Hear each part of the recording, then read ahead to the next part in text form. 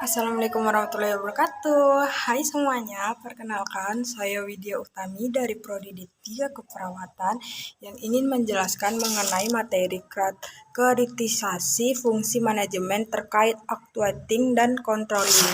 Selamat menikmati semuanya. Baiklah, saya akan menjelaskan mengenai materi kritisasi fungsi manajemen terkait actuating dan controlling. Actuating atau pengarahan, tindakan untuk mengusahakan agar anggota kelompok suka atau berusaha untuk mencapai sasaran-sasaran agar sesuai dengan perencanaan manajerial dan usaha-usaha organisasi. Pentingnya actuating merupakan bagian penting dari proses manajemen berlainan dengan ketiga fungsi manajemen lainnya. Actuating khususnya berhubungan dengan orang-orang, bahkan banyak manajer praktik beranggapan bahwa actuating merupakan intisari manajemen. Prinsip actuating. Usaha actuating baik normal dicari dengan jalan memperlakukan pekerjaan sebagai manusia dengan jalan merangsang pertumbuhan serta memperkembangkan mereka, mengusahakan adanya keinginan untuk melampaui pihak lain, menghargai pekerjaan yang diselesaikan dengan baik, mengusahakan adanya unsur keadilan tanpa pilih kasih. Tujuan fungsi pengarahan. Adanya beberapa tujuan fungsi pengarahan, diantaranya 1. Menciptakan kerjasama dengan efisien. 2. Mengembangkan kemampuan dan keterampilan staf. Yang ketiga, menimbulkan rasa memiliki dan menyukai pekerjaan. Yang keempat, mengusahakan suasana lingkung kerja yang dapat meningkatkan motivasi dan prestasi kerja. Yang kelima, membuat organisasi berkembang dan dinamis. Controlling atau pengawasan. Pengawasan adalah proses untuk menjamin bahwa tujuan organisasi dan manajemen tercapai. Definisi pengawasan oleh Robert J.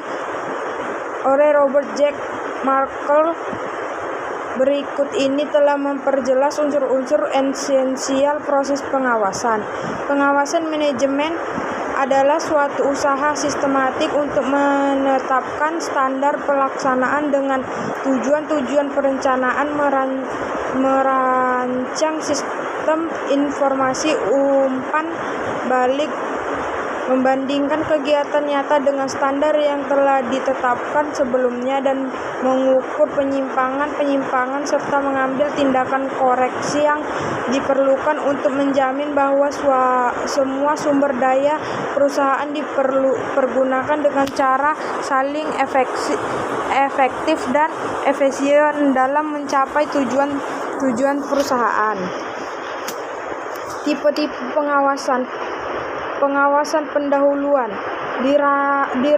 dirancang untuk mengantisipasi masalah atau penyimpangan dari standar atau tujuan yang memungkinkan koreksi dibuang sebelum suatu tahapan kegiatan tertentu diselesaikan. Pengawasan ini akan efektif jika manajer mampu mendapatkan informasi ukuran dan tepat pada waktunya tentang perubahan dalam lingkungan terhadap tujuan yang diinginkan.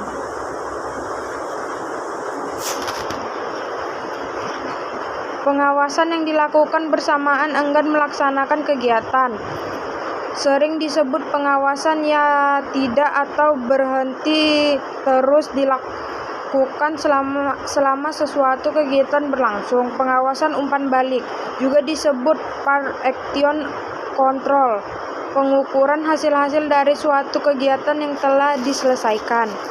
Ketiga bentuk pengawasan tersebut sangat berguna bagi manajemen: pengawasan pendahuluan dan pengawasan early terus. Cukup memandai untuk memungkinkan manajemen membuat tindakan koreksi dan dapat mencapai tujuan. Ada faktor yang perlu dipertimbangkan di samping kegunaan dua bentuk pengawasan. Yang pertama, biaya keduanya mahal. Yang kedua, banyak kegiatan tidak memungkinkan dirinya dimonitor secara terus-menerus. Yang ketiga, pengawasan yang berlebihan akan menjadikan produktivitas berkurang. Tahapan-tahapan dalam proses pengawasan. Yang pertama, menetapkan standar pelaksanaan, penentuan pengusahaan pelaksanaan kegiatan. Yang ketiga, pengukuran kegiatan pelaksanaan kegiatan nyata. Yang keempat, menetapkan standar tujuan dan hasil. Yang kelima, menetapkan jaringan informasi dan umpan balik. Yang keenam, menilai informasi yang mengambil tindakan koreksi. Karakteristik pengawasan yang efektif. Yang pertama, akurat. Yang kedua, tepat waktu. Yang ketiga, objektif. Yang keempat, terpusat pada titik pengawasan strategi. Yang kelima, realistik secara ekonomis. Yang keenam, reality secara organisasional. Yang ketujuh, terkoordinasi dengan aliran kerja organisasi. Yang ke-8, fleksibel. Yang ke-9, bersifat sebagai petunjuk dan operasional. Yang ke-10, diterima para anggota organisasi.